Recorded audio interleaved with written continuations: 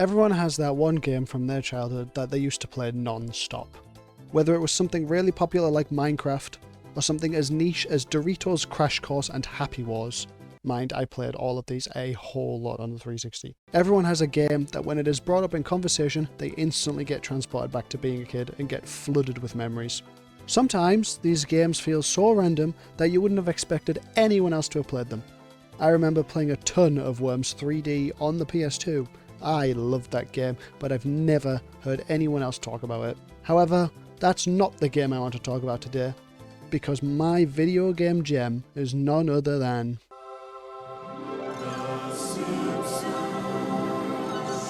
The Simpsons game released on October 30th, 2007 for North America, on consoles such as the PS2, PS3 and Xbox 360, and was the only Simpsons video game I ever played since I never had access to Hit and Run, except Simpsons Tapped Out and that game's goated. The game follows The Simpsons, of course, and you get to play each and every one of them, each with their own unique abilities. This game features, in my opinion, one of the most iconic tutorial levels of all time. The whole plot of the game is that the Simpsons figure out that they are inside of a video game thanks to Bart discovering the game manual for the game. This manual grants each Simpson their own power, such as Bart becoming Bartman and Lisa getting the power of her saxophone and Buddhism. These powers are used throughout the levels to complete various puzzles and beat various enemies. After going through a handful of levels with each different Simpson so you could get a feel for all of their powers, an alien invasion occurs at some point in the story, sending Bart and Lisa to Professor Frank's house, as they believe he's the only person who can help. They end up travelling through a portal to the game engine, where they find Frank, who was kidnapped by this game's version of Donkey Kong, as well as a depressed Mario and Sonic, who both look like they've taken far too many classes. This level also ends with a Terminator reference, as well as Frank showing that he has developed a strange relationship with a Timu Koopa. After some extra levels involving bosses created by the aliens, Homer decides to try and place his beer on top of a laptop disk drive, and it causes the family to be sucked into the game engine, where they meet this guy, who is killing off old versions of the game as well as 8-bit versions of The Simpsons themselves.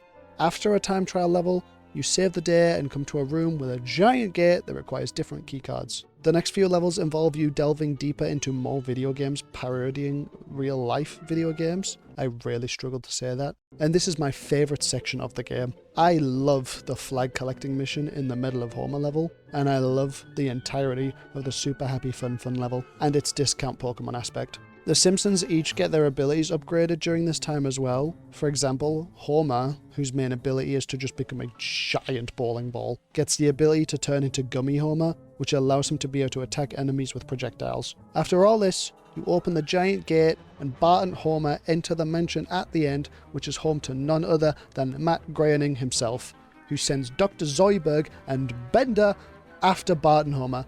This had younger me in shambles, because I absolutely loved Futurama and The Simpsons, and I just couldn't believe my eyes when I was watching and playing this. Now I'll skip ahead a little bit, because I don't want to, give away the entire game, and also I don't want this section of the video to drag on any longer. But basically, after all this, you travel to heaven, defeat some enemies like Shakespeare and Benjamin Franklin, because why not? You beat God at Dance Dance Revolution, and then you get one of my favourite fourth wall breaks of all time. God, there is one thing.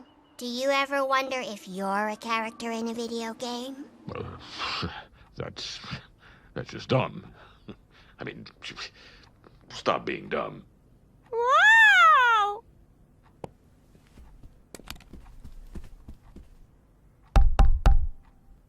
Daddy, someone's looking at me! That I didn't even understand until I rewatched a whole playthrough of the game for this video. And that is pretty much the whole plot summarized of the Simpsons game. I didn't want to get into specifics, of course. I didn't want to just give away every single level, because I think you should play it for yourself, if you can.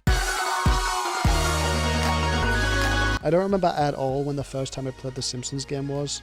I mean, because it was ultimately years ago and I would have been just a small boy. But due to how simple it is and how much I love The Simpsons in general, this game just has a special place in my heart. I started replaying it recently thanks to my girlfriend owning an Xbox 360 and buying me the game for my birthday because she's goated. And even though a lot of older games I've gone back to just don't hit the same, this game is still incredible to me. I still love the chaotic plot and everyone having their own over-the-top abilities. And even the slight open world aspect with all the character-specific collectibles just adds so much more to the game than it being just a story game. The game also has co-op, so I have a lot of fond memories playing this game with my brother all the time because he loved it just as much as I did.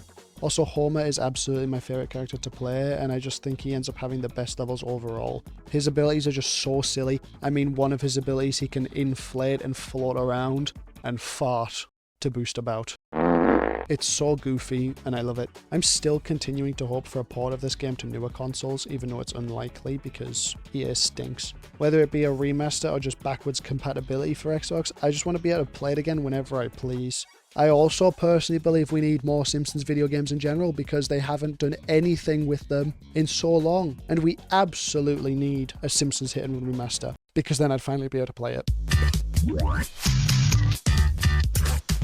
I can't express enough how much I love this game and how much it means to me. I could play it an endless amount of times and just never get bored. The Simpsons as a collective brings me a lot of comfort anyways, as I watched it all the time when I was younger, so it's essentially a comfort show to me. And having that, but in game form, was just exactly what I wanted. If you never have, and you have the facilities to do so, I highly recommend playing this game all the way through at least once. Playing it again now as an adult has made me realize how many jokes and references went right over my head as a child too, which just makes it even better. I know this video is probably a lot shorter by the time I've edited it down, but I really just wanted an excuse to talk about this game, even if there wasn't a lot for me to talk about specifically. But I just want it to be known how good of a game this is, and I think you should just go play it for yourself. You need to play this game at least once in your life. It's so good. Everyone always said about Hit and Run being good, and I imagine it was, but this was my Simpsons video game, and you have to play it anyway. Thank you guys for all the support in my last video. It means so much to me, and I'm so glad that that video did well, even if some people didn't quite get the idea of my opinion. But that's fine. You're allowed to disagree with me. But I want to keep doing more of this style. It just takes time, so please bear with me. But I have a lot of plans. Like, I've got things written down in my notes app. I do want to do more gaming videos. At the minute, I'm just focused on getting these ones out because they're fun to do. But like I said, they take a lot of time, so bear with me. But I appreciate the support so very much. But anyway, thanks for watching, and I'll see you next time.